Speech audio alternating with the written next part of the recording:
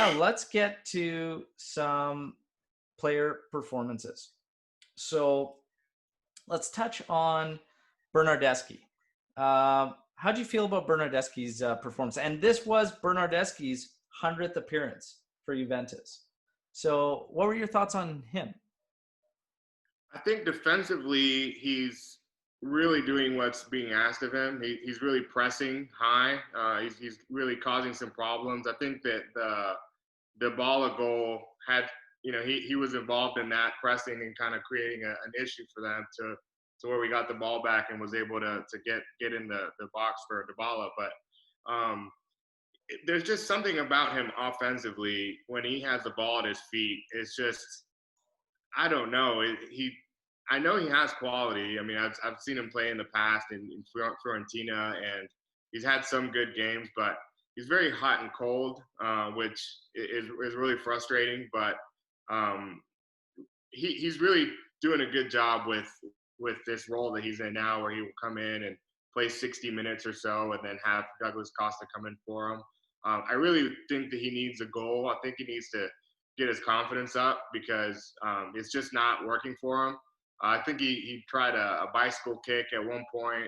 Yeah. He also tried to cut it inside and hit it. It was a terrible touch. He touched it too far out, and the defender was able to get to it. But he's not really finding himself in dangerous situations. So as a member of the team with the press that Sarri requires, he's able to do that very well. He's just not giving us a whole lot in the final third, and that's, I mean, if you're going to play that position, you have to be able to do that, and he's not doing that. So frustrating for sure, but I do see him kind of building a little bit of confidence. I see him playing a little bit better than he has in months past, definitely before the break.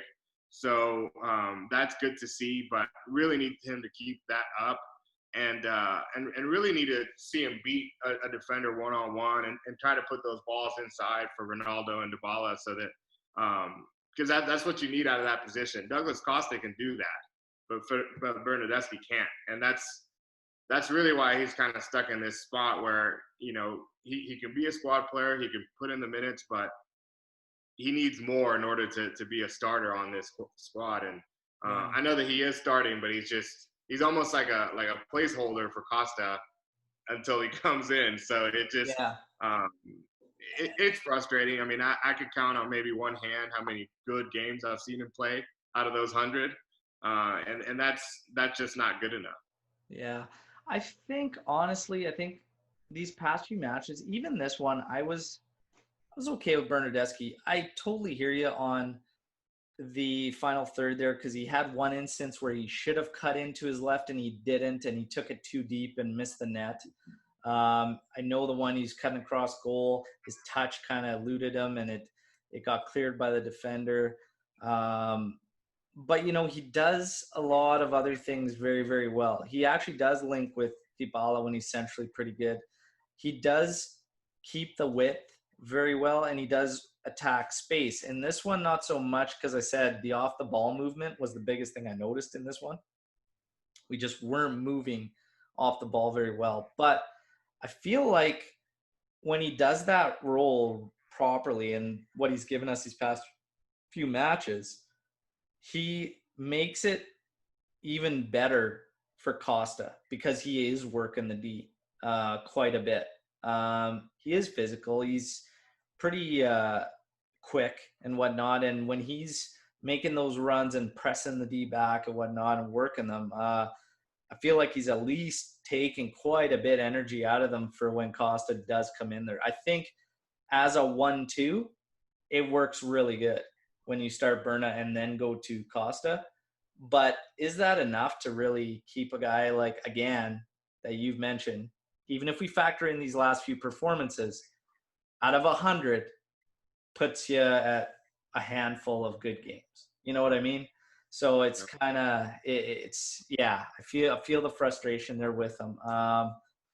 And maybe this continuity in this spot, in this position, if we leave it to the point where all that has to come is that end product, maybe it will come. because now he's not juggling multiple positions and thinking about positionally what he needs to do and where he's got to be. And if he could just like focus on that, maybe it'll be different. I don't really know, but it is unfortunate. He's one of the higher priced signings in Juve's history at 40 some million. So yeah, it's just unfortunate that out of 100 matches, yeah, you count maybe 5 good performances, right? One really excellent one, and that's it. But let's move on to Danilo. What were your thoughts with Danilo in this one? I actually thought he had a decent match. I think he has a very good understanding with Rabiot, where he'll run up in front of him and they'll kind of go back and forth, just working up the side. I think I do like that they're shooting from the outside a lot more. I think that he does it maybe more than he should. I think that some of those were, opportunities to maybe, work the ball a little bit more. But, as somebody who's filling in for Alexandra right now, I mean, he's doing the job well. He's very strong defensively, stronger defensively than Cuadrado is on the other side.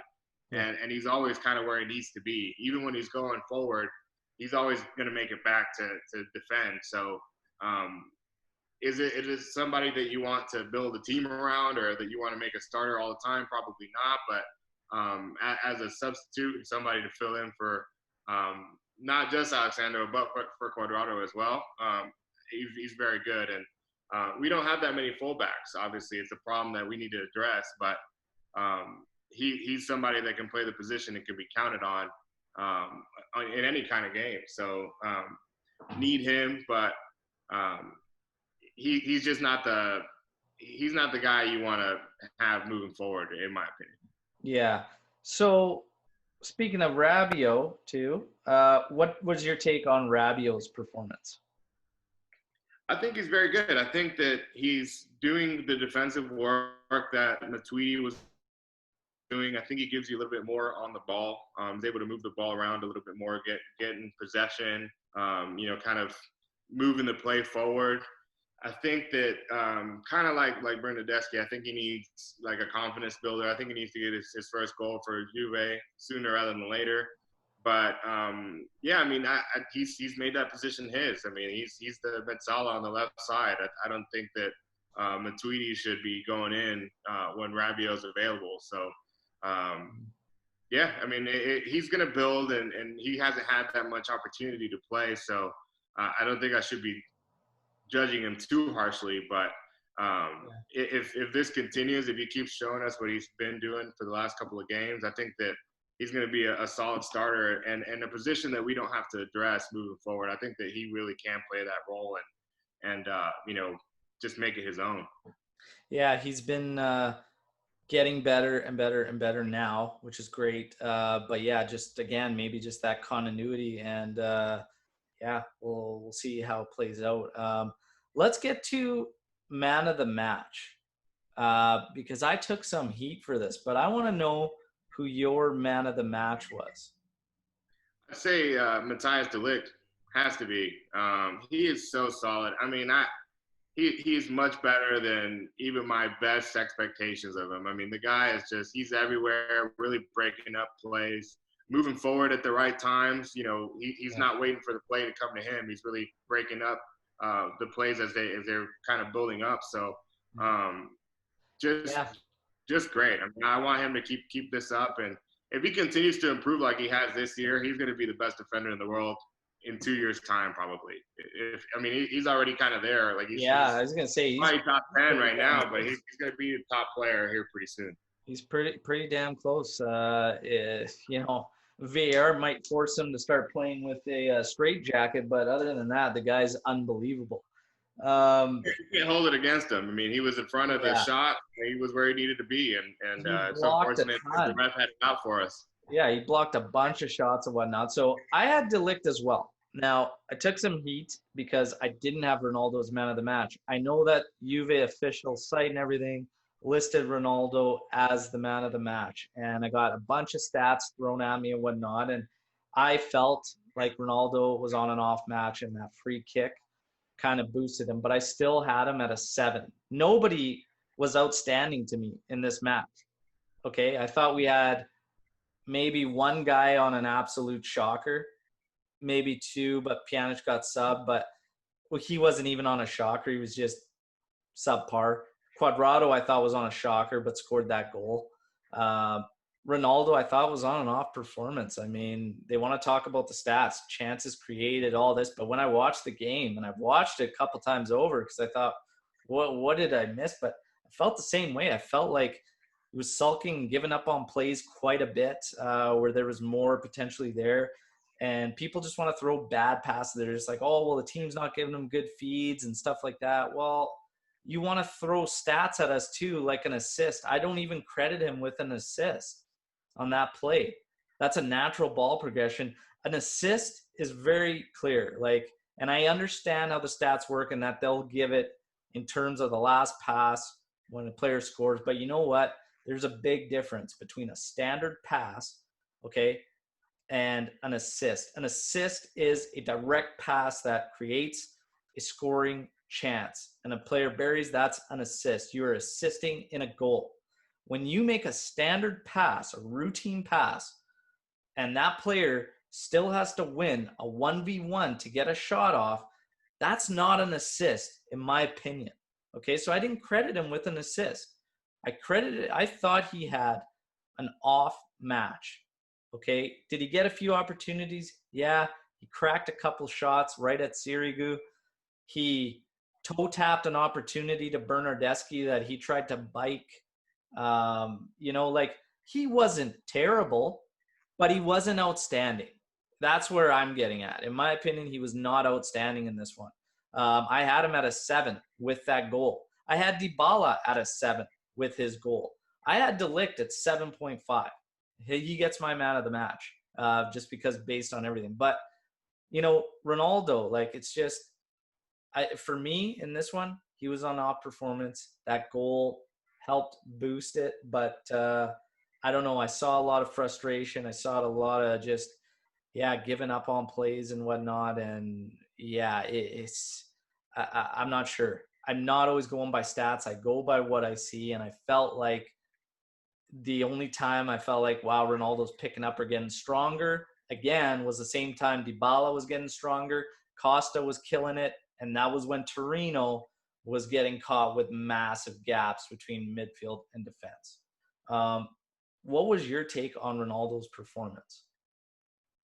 Well, I mean, he got the free kick goal, which is great. And, he did, I guess he created some chances. I mean, if you want to call the tap to Bernardeschi where he tried to bike it one, and you want to call the Quadrado pass an assist, I mean, I guess he was the last person to pass him the ball. So, they're going to credit that. But there is this thing that happens in our community now that if you say that Ronaldo's not the best, then you're all of a sudden saying that he's the worst. That's not really what we're saying here. He just wasn't the best player on the team on this particular game. I mean, I would give it to De Ligt as well, and it's because I felt that he was. And it's not to take something away from him. I mean, it was a great goal. He's a great player. He's one of the best of all time. And, just let it be that way. I mean, he doesn't have to be the best player every game. And, Exactly. I don't understand get heat for that. I mean, it's not. Yeah, and that's a great way to put it. It's not a shot at him. I just honestly felt like he's out. And to say that I have way too high of standards he's created those standards himself with his performances. It's just like he makes you expect better. His wages make us expect better. And I don't know, it's not taking anything away from him. Like I said, it wasn't a horrible performance. I just thought, I saw a lot of him getting dispossessed, quite a few plays broken up when he was making some bad decisions. And did he create a few chances? Yeah, he did. But so did a bunch of other guys. And Costa was you could almost say Costa was the best player, even though he didn't play all the game. And if you look at touches too, and you brought it up earlier, involvement and whatnot, and sometimes he's just not quite there. Ronaldo had 20 less touches than Dybala, who got subbed off at the 80th minute. Okay, so Dybala had about 60-something touches. Ronaldo finished with 42 touches on the ball. Bernardeschi had 32 touches, and he was subbed off in the 55th minute. So Ronaldo played a full 90, only had 10 more touches than Bernardeschi. So, that tells us a few things, that we're distributing the ball more, not just going to him. But it also says, man, did he really have this outstanding game? If you know what I mean? His involvement is kind of, if you guys want to throw stats at me, well, involvement wise, I don't know. Dybala is heavily more involved, so I don't know. It is what it is. Cuadrado also finished with a goal and an assist, and I don't know. Cuadrado had an absolute shocker after that, but stats don't say it all. And that's all I'm saying. Because you look at those stats and you want to throw official sites and their rankings, Cuadrado was ranked a top performer from official sites, okay? And I disagree completely. So if you're going to throw that at me, I'm going to throw Cuadrado right back at you because he finished with a goal and assist, and I do not think he was a top performer in this match.